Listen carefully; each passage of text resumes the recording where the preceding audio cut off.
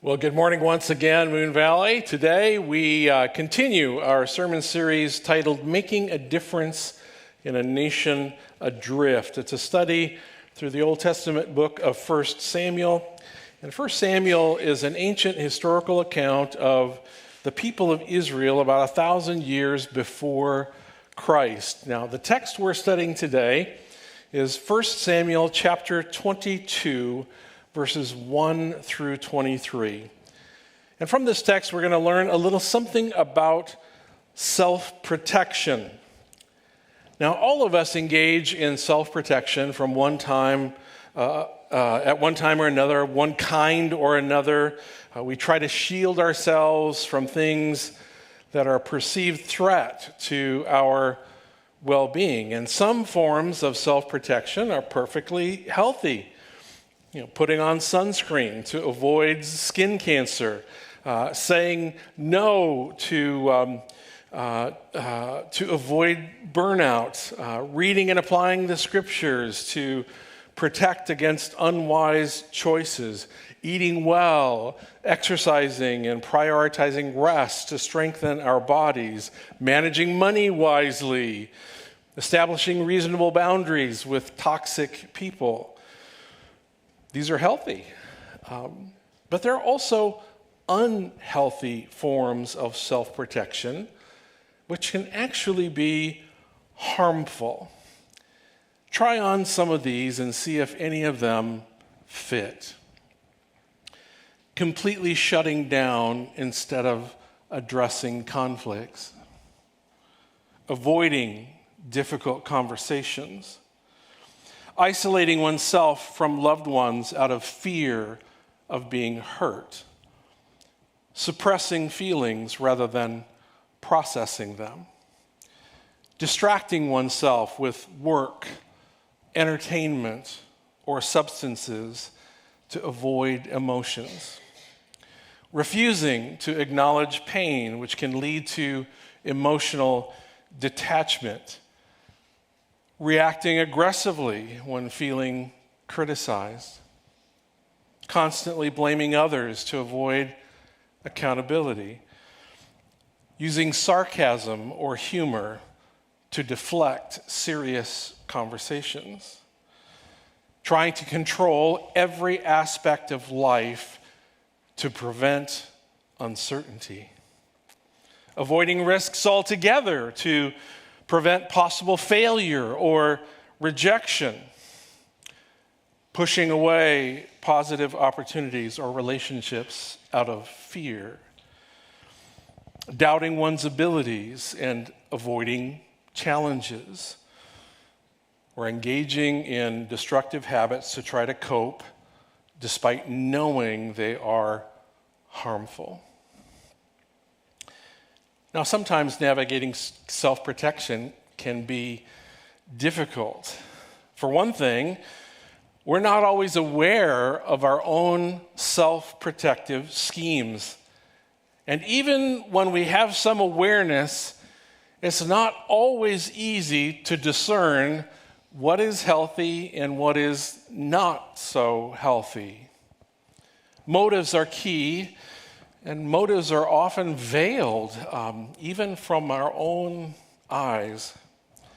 Our text for today is going to provide some help. We're going to go to school on two different men who are engaged in different forms of self-protection. The two men are David and Saul.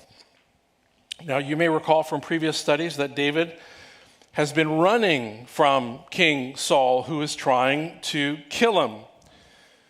David had been a high-ranking Israeli soldier, popular with the people of Israel.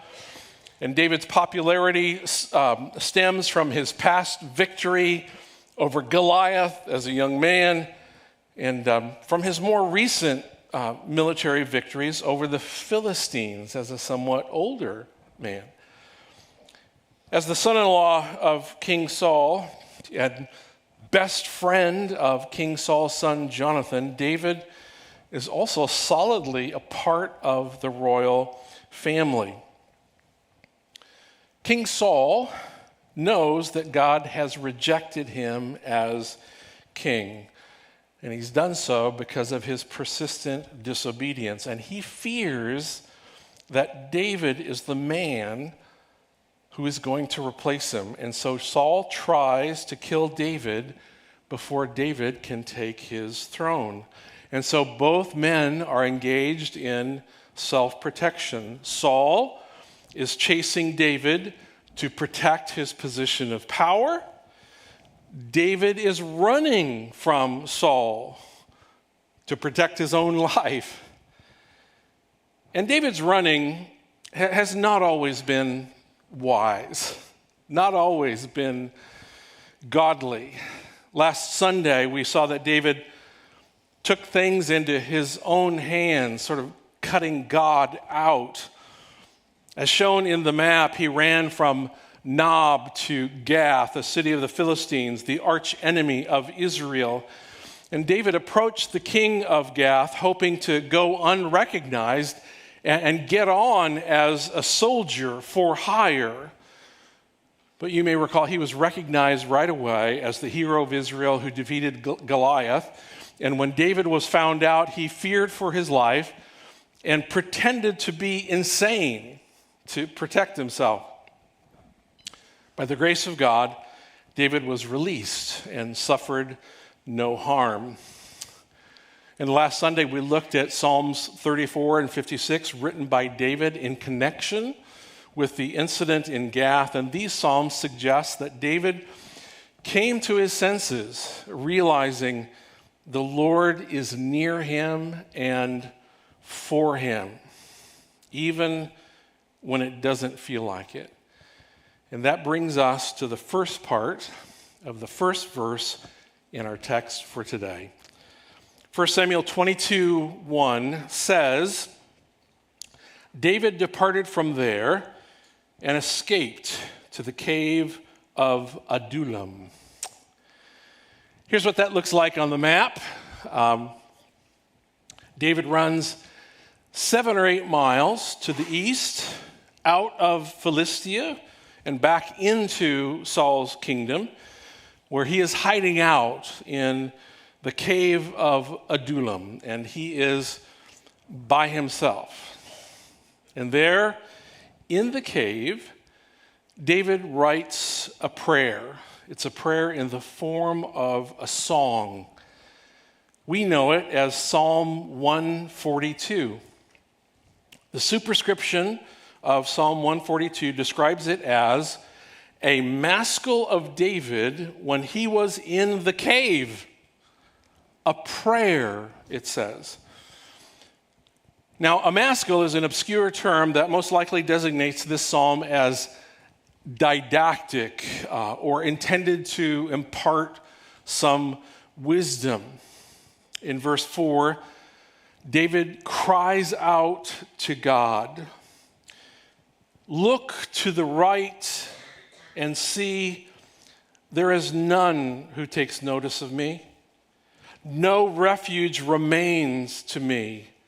No one cares for my soul." Now, this is an expression of how David feels. He feels alone, vulnerable, with no one to protect him, nowhere to turn.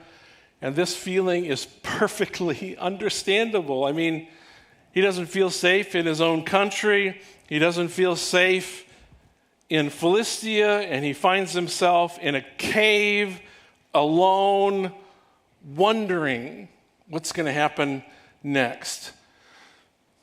And that's exactly how we feel sometimes.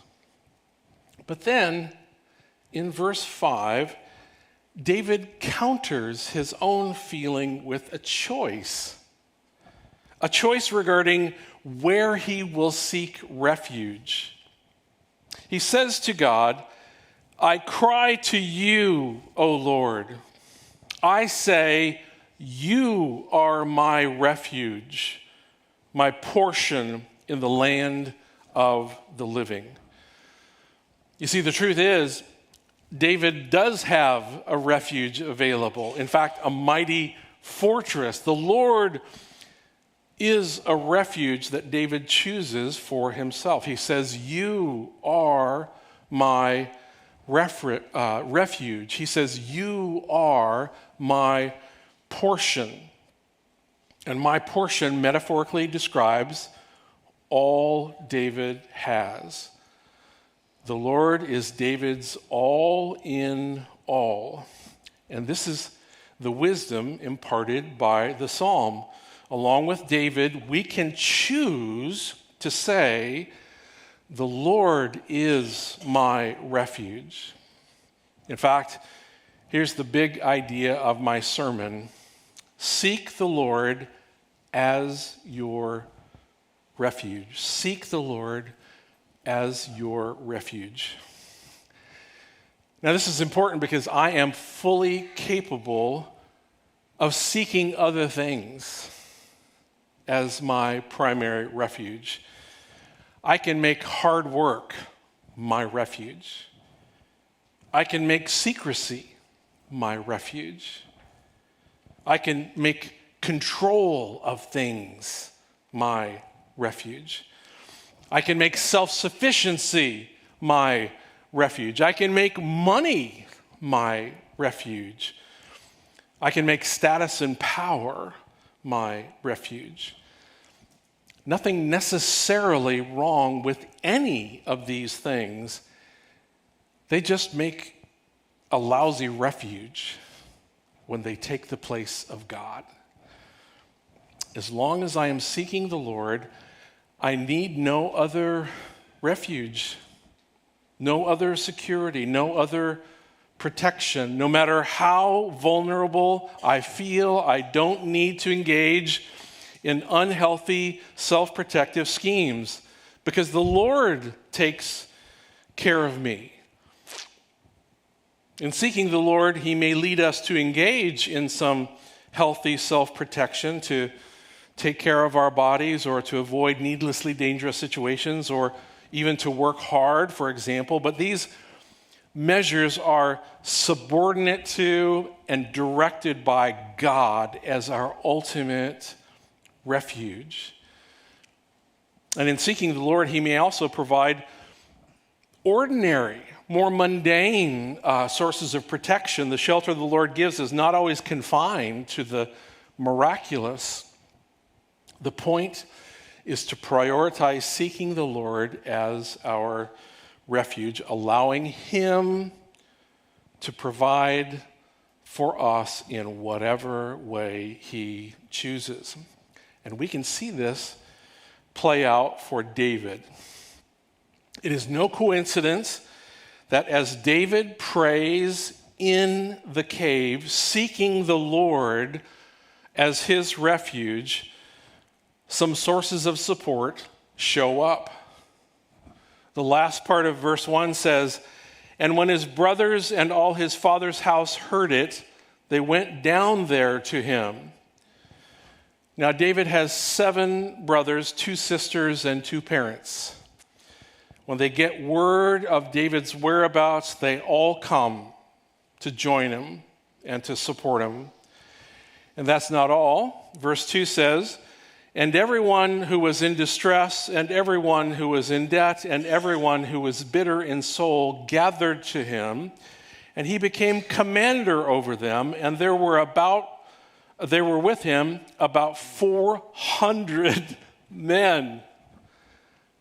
That's fascinating. God used the frustrations and disillusionment of life in Israel under Saul to draw all of these men to David.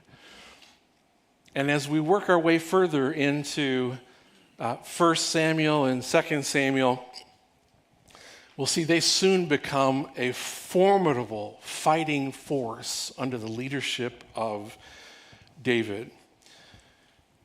Here's the question. What did David do to mobilize all of this support? What'd he do? Did he send a group text? Did he post his need on social media? He basically did Nothing except cry out to the Lord as his refuge. David did not orchestrate any of it.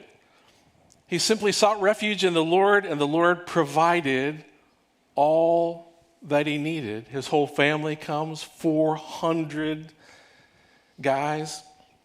Verse 3 continues, and David went from there to Mizpah of Moab, and he said to the king of Moab, please let my father and my mother stay with you till I know what God will do with me. Here's what the journey looks like on the screen. David realizes that his aging parents are in danger right along with him. And so to protect them, he takes them to Moab, outside of the kingdom of Saul. You're thinking, why Moab? Well, in all likelihood, David does this because his great-grandmother was Ruth, a Moabite who had family there.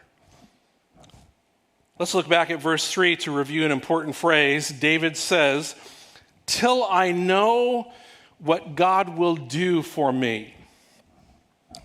Now, this reflects at least two things. First, David is entrusting himself to the providential care of God as his refuge. Second, David does not know what God is going to do for him. David has made God his refuge, but in this moment, he has no idea how this is going to play out.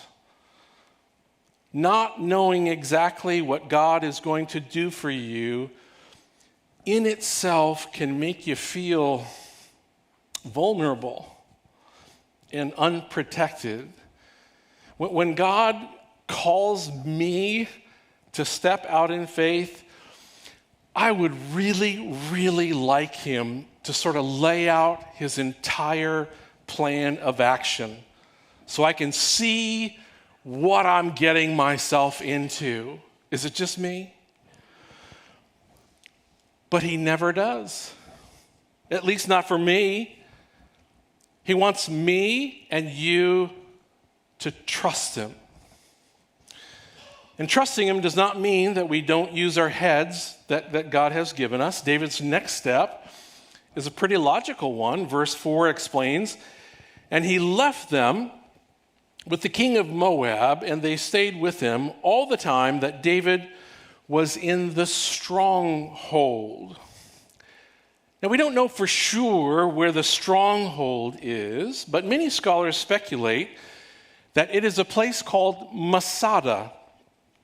If so, this is David's journey shown on the map.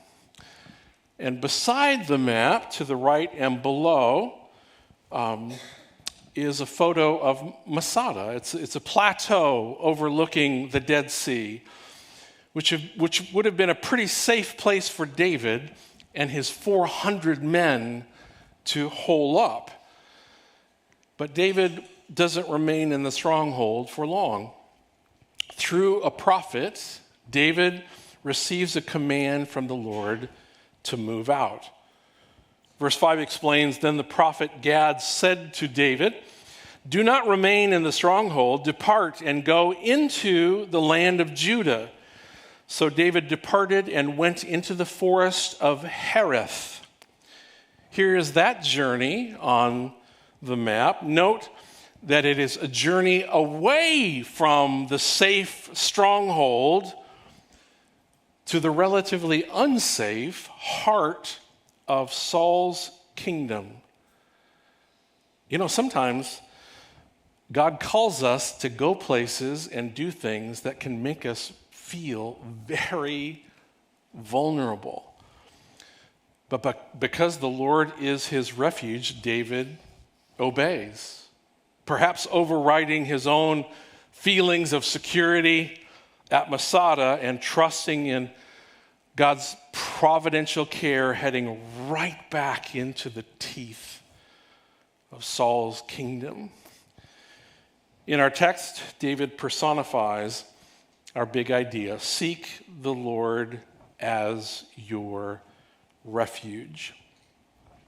And now we get a contrasting view of Saul, who personifies the antithesis. Verse 6 begins the profile of Saul. It says, "Now Saul heard that David was discovered, and the men who were with him. Saul was sitting at Gibeah under the tamarisk tree on the height with his spear in his hand, and all his servants were standing about him." Now, in this scene, Saul is surrounded by trappings of power and status.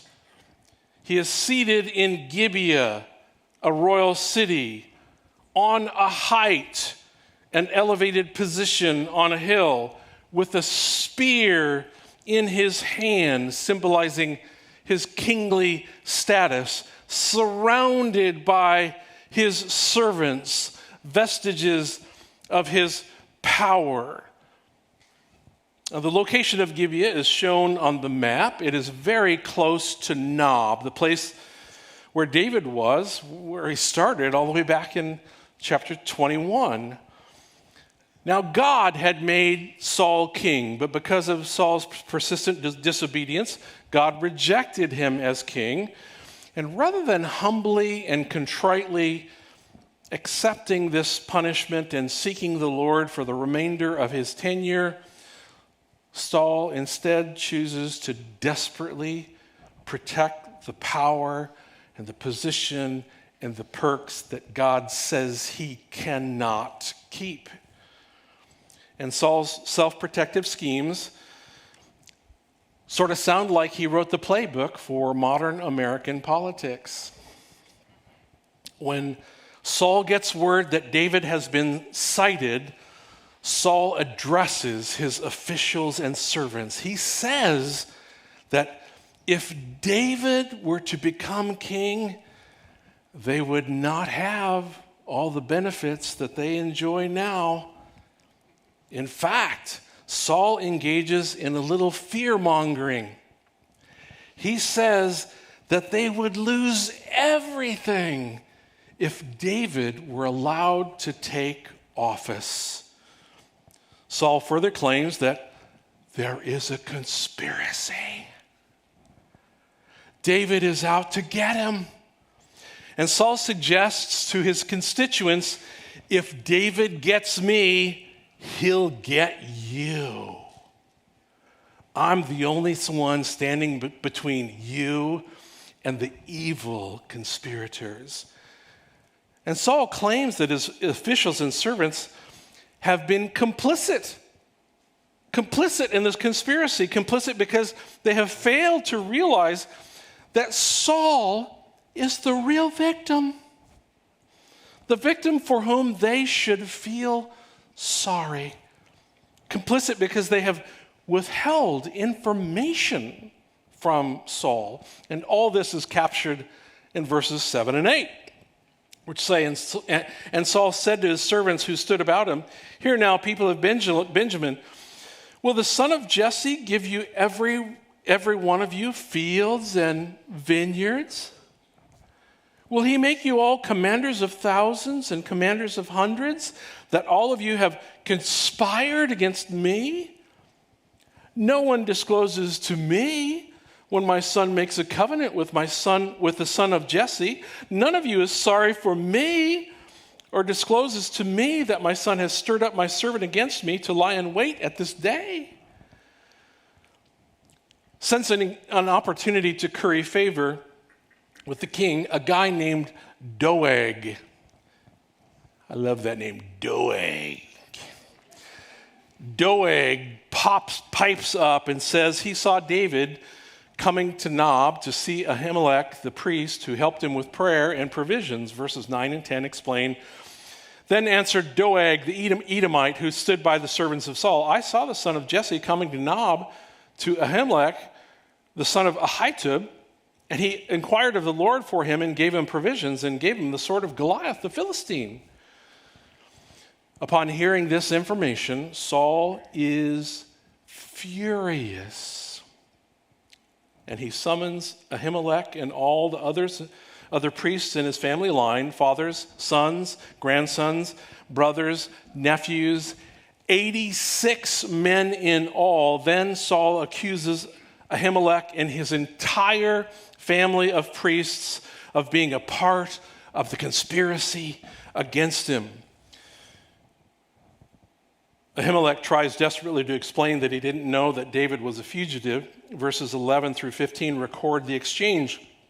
Then the king sent to summon Ahimelech, the priest, the son of Ahitub, and all his father's house, the priests who were at Nob, and all of them came to the king. And Saul said, "Hear now, son of Ahitub." And he answered, "Here I am, Lord." And Saul said to him, "Why have you conspired against me, you and the son of Jesse, in that you have given him bread and a sword and have inquired of God for him, so that he has risen against me to lie in wait as at this day?" Then Ahimelech answered the king, "And who among all your servants is so faithful as David, who is the king's son-in-law and captain over your bodyguard and honored at your house? Is today the first time that I have inquired of God for him? No. Let not the king impute anything to his servant or to all the house of my father, for your servant has known nothing of all this, much or little." Despite Ahimelech's best efforts to explain that his help for David was unwitting, Saul orders them all to be executed on the spot. The only man willing to carry out this gruesome order is Doeg. Verses 6 through 18 recount the story. And the king said, "You shall surely die, Ahimelech, you and all your father's house." And the king said to the guard who stood about him, "Turn and kill the priests of the Lord, because their hand also is with David." And they knew that he fled and did not disclose it to me. But the servants of the king would not put out their hand to strike the priests of the Lord. Then the king said to Doeg, You turn and strike the priests." And Doeg the Edomite turned and struck down the priests, and he killed on that day 85 persons who wore the linen ephod.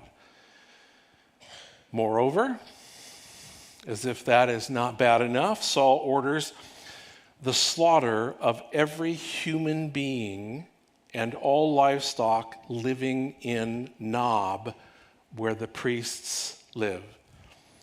Verse 19 says, "And Nob, the city of the priests, he put to the sword both man and woman, child and infant, ox, donkey, and sheep. He put to the sword.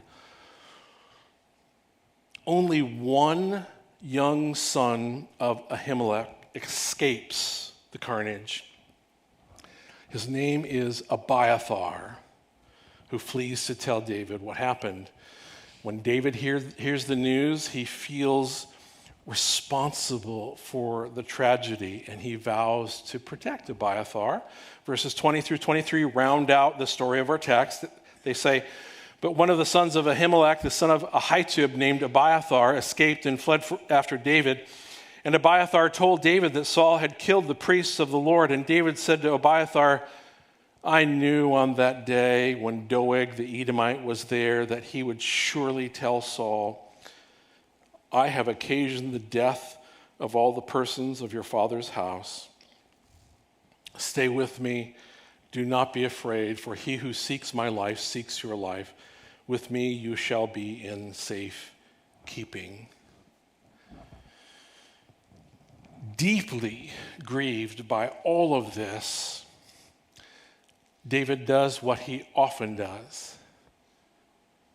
He writes a song. He composes. We know the song that he writes reflecting on this occasion as Psalm 52. The superscription on that psalm says this: a maskil of David when Doeg the Edomite came and told Saul, David has come to the house of Ahimelech. In reference to Saul, David writes in verse 7 of Psalm 52, See the man who would not make God his refuge, but trusted in the abundance of his riches and sought refuge in his own destruction. Unlike David, Saul would not make God his refuge. Instead, he trusts in an entirely different refuge, a different kind of self-protection. Saul seeks refuge in himself, in the abundance of his resources at his disposal, in his riches, in his power. He fancies himself as a powerful, self-made, self-sufficient man who can protect his own interests. And the last clause, sought refuge in his own destruction, is a translation of the original Hebrew that is ambiguous and thus gives rise to various translations. But the basic idea seems to be that he sought refuge in his own ill-motivated, destructive behavior. In context, this would include Saul's efforts to deceive, to exploit, to destroy anyone who posed a threat. And there's also an implied sense in which the destructive behavior boomerangs such that Saul will, in the end, destroy himself, which is supremely ironic. Ungodly, unhealthy forms of self-protection are ultimately self-destructive. Which brings us back to the big idea: seek the Lord as your refuge. Now, to be sure, not all forms of unhealthy self-protection are as heinous as the example of Saul might suggest. I mean, most of us are probably not murdering innocent people to protect our power and status as kings. Some unhealthy self-protective behaviors may fall into more mundane, everyday categories. Let me just offer you a few examples for you to consider before the Lord whether these self-protective behaviors apply to you. Some of them fall into the category of avoidance and emotional withdrawal. Some examples: a student avoids checking his grades because he fears disappointment. He seeks refuge in sticking his head in the sand. Someone isolates herself for fear that if anyone found out what she's really like, she would be rejected. She seeks refuge in withdrawal. An employee keeps delaying an important conversation with her boss about an unsustainably toxic work environment. She fears reprisal and seeks refuge in silence and doing nothing or procrastinating. Other behaviors may fall into the common category of emotional numbing or distraction. A person habitually binge watches TV late into the night instead of dealing with feelings of loneliness. The refuge is zoning out. Someone compulsively scrolls social media when feeling stressed, avoiding any deeper reflection. The refuge is distraction. A person overeats or overdrinks whenever they feel upset rather than addressing the root cause of their emotions. The refuge is numbing. And there are defensive and reactive behaviors. A family member dismisses constructive feedback by immediately getting defensive and saying, "Well, I guess I can't do anything right." The refuge is to shut down the threat. An employee feels insecure about their work and so criticizes other colleagues rather than acknowledging their own fears. The refuge is to put down others to make yourself look better by comparison. A teenager responds to a simple question with sarcasm instead of expressing their real feelings. The refuge is to divert attention away from having to be vulnerable. And there are other self-protective measures which might fall into the category of control and perfectionism. And this is getting touchy for me here. A parent micromanages their child's schedule, trying to prevent every possible mistake, fearing that it would look bad for them. The refuge is the appearance of high-performing children. A person refuses to delegate tasks at work because she fears losing control and then whines about the amount of work that she has. The refuge is hyper-control. Someone obsessively works hard at everything, filling every moment with incessant productivity to protect against or push down feelings of failure. The refuge is productivity. Still, other protective behaviors reflect self-sabotage or learned helplessness. For example, a talented artist avoids sharing their work because he fears no one will appreciate it. Someone turns down a promising job, fearing that they aren't good enough, despite being qualified. A person stays in an unhealthy relationship, believing they don't deserve and couldn't get someone better. And this is just a sampling. If you are convinced that you do not engage in any unhealthy self-protective behaviors, that in itself is probably an unhealthy self-protective behavior. We have all of us have felt like David when he cries out, "There is none who takes notice of me, no refuge remains to me, no one cares for my soul." And in those moments, we can be sorely tempted to engage in all manner of ungodly self-protection. But like David, we can counter that feeling with a choice.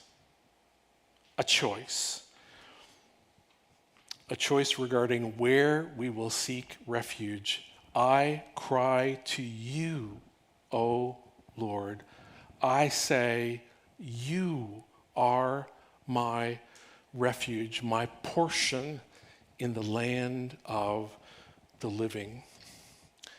When we seek the Lord as our refuge, we can let go of every other refuge, and we can enjoy the freedom of fully trusting the Lord to provide everything that we really need.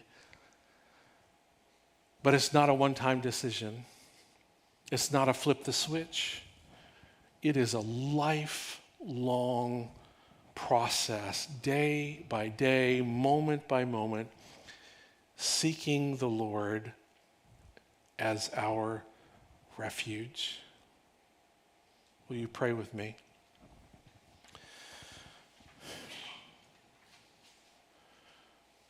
Lord God,